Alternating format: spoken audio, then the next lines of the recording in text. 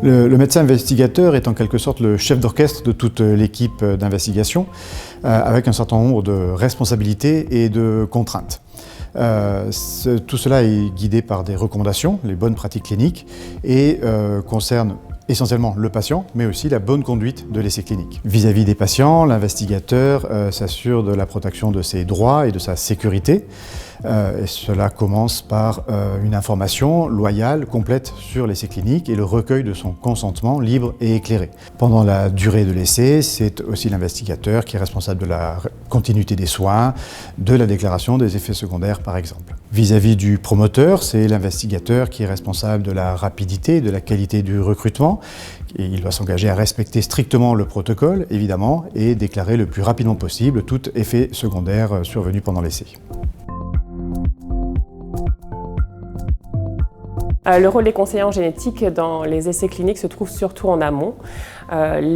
Beaucoup de recherches thérapeutiques dans les maladies rares sont ciblées sur des causes génétiques spécifiques et découvrir cette cause génétique est essentiel pour qu'un patient puisse entrer dans un essai clinique.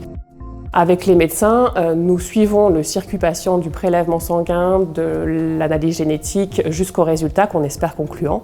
Nous assurons une veille recherche thérapeutique et nous informons les patients dès que leurs résultats génétiques entrent dans les critères d'inclusion d'un essai clinique. Nous leur expliquons en quoi consiste l'étude de manière générale et ensuite les attachés de recherche clinique prennent le relais. Dans le cadre d'un protocole de recherche, le psychologue reçoit le patient au moment de sa visite d'inclusion. Ce temps de parole qui lui est proposé lui permet d'aborder ses questions, ses attentes, ses espoirs et aussi les doutes qui pourraient être suscités par un essai clinique. Mais notre rôle ne s'arrête pas là. Les échanges avec le médecin investigateur, les attachés de recherche clinique, les infirmières et les orthoptistes font partie intégrante de notre travail. De même que de discuter parfois de certaines inclusions et de la pertinence de les proposer en fonction de l'avis du patient. Et enfin, il arrive qu'un suivi psychothérapeutique soit proposé afin d'accompagner au mieux ces patients dans le cadre de leur prise en charge qui est, pour celle-ci en tout cas, si spécifique. L'assistant de recherche clinique, appelé couramment l'ARC, est la personne qui est à l'interface entre les promoteurs des essais cliniques, c'est-à-dire les laboratoires pharmaceutiques ou les institutions publiques, l'équipe investigatrice du Centre des maladies rares et le patient. L'ARC travaille en collaboration avec les investigateurs. Il participe à la mise en place des essais cliniques, mais aussi au bon déroulement de ces essais cliniques, tout en respectant la réglementation en vigueur, les bonnes pratiques cliniques et le bien-être du patient.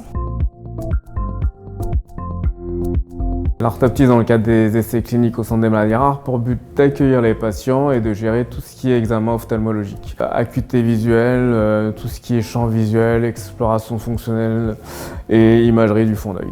Pour des questions de qualité, le personnel a besoin de certification afin de garantir une bonne tenue de l'étude et une bonne qualité d'analyse par rapport aux examens effectués au niveau du centre. Pour garder l'anonymat des patients, nous envoyons les données des patients sous une certaine forme de codage pour que les patients restent totalement anonymisés entre guillemets pour le centre de lecture, mais qui puissent être retrouvés pour le centre des maladies rares.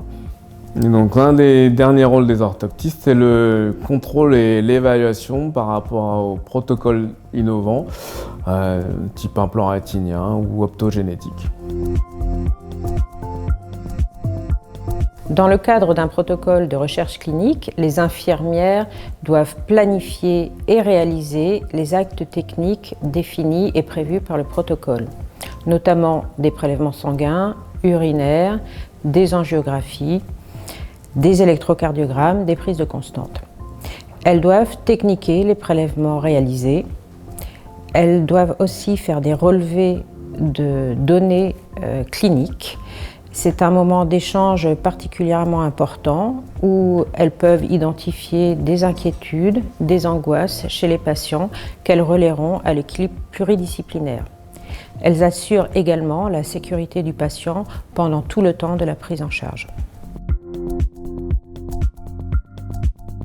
La pharmacie hospitalière est impliquée d'emblée dans le processus afin de pouvoir mettre à disposition un produit en essai qui garantisse en fait la sécurité du patient et la qualité du geste chirurgical en mettant donc à disposition un produit prêt à l'emploi, un médicament à l'essai prêt à l'emploi.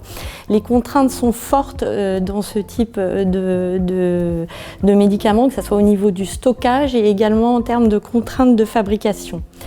Le jour J, tout est timé en réalité entre l'équipe du CMR, l'équipe chirurgicale et nous-mêmes, puisqu'il y a vraiment un délai très court entre le moment où on va décongeler le produit et le moment où il va falloir qu'il soit injecté au bloc.